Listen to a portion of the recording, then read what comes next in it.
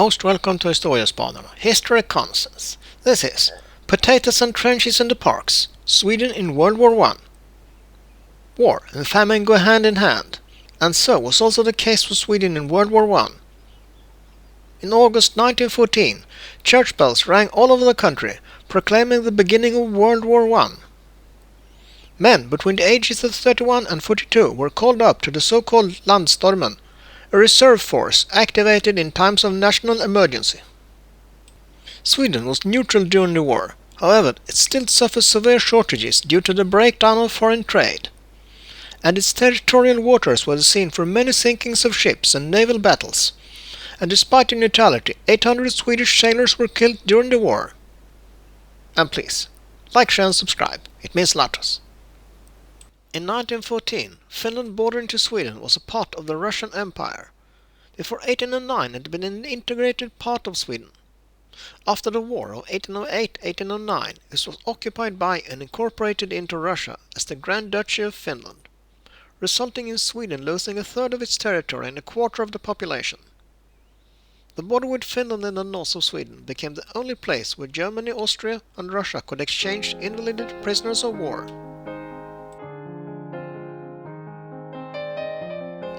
German and Austrian soldiers released from Russian captivity were transported in barges over the Torne border river in the far north of Sweden.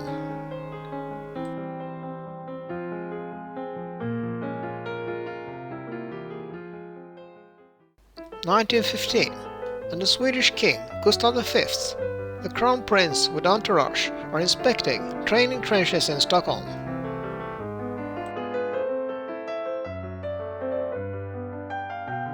Sweden maintained a policy of neutrality during World War I and did not participate in the conflict.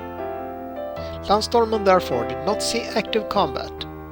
Instead, their role was primarily focused on homeland defense and ensuring that Sweden could protect its borders if the need arose.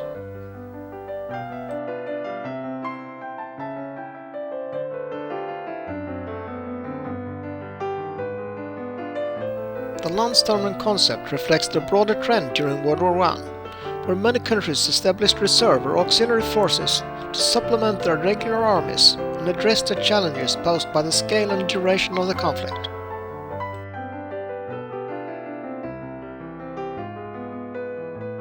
There was also a great shortage of uniforms, and even hats and armbands were scarce. In many places one could see Landstormen soldiers in straw hats or bowler hats. Fortunately, the autumn of 1914 was unusually mild, and before the winter set in, many of the Landstorm units had been replaced by the regular army.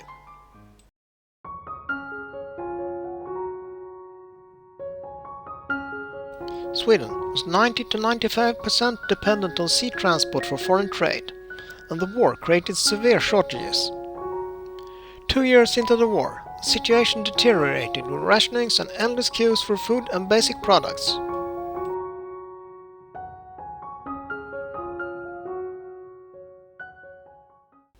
There were enough rifles for the soldiers of the Landstormen to go around.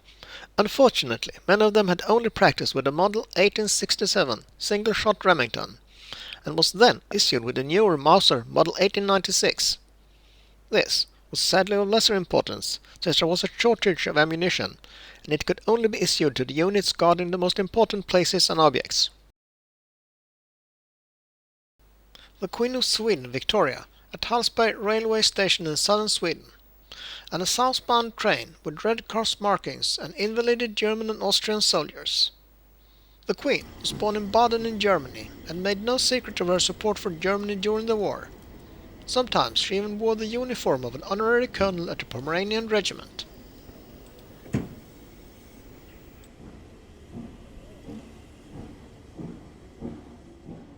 Between August 1915 and February 1918, 63,000 wounded and sick POWs were exchanged between Russia and the Central Powers through neutral Sweden. Around 400 Swedish doctors, nurses, medical orderlies and interpreters served on the transports.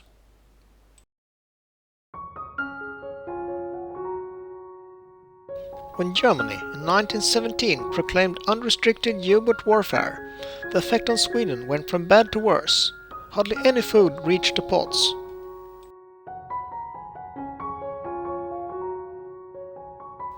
The Swedish government held strictly to the neutrality, even refusing to enter trade agreements with Great Britain and France. The Prime Minister, Hammarskjöld, was given the nickname Hungersköld.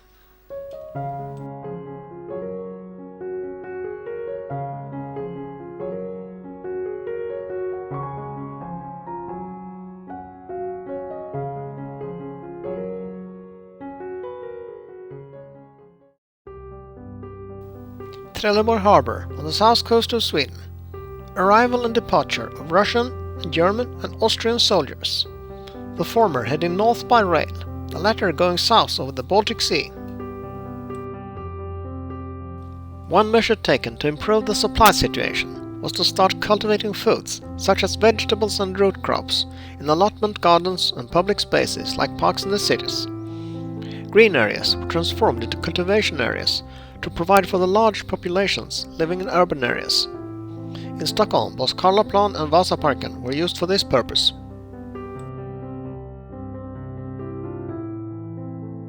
The situation in 1917 also affected Sweden, with lootings of food warehouses, riots, partially inspired by the Russian Revolution. In the east, Sweden's neighbour Finland declared independence from Russia, which evolved into a civil war.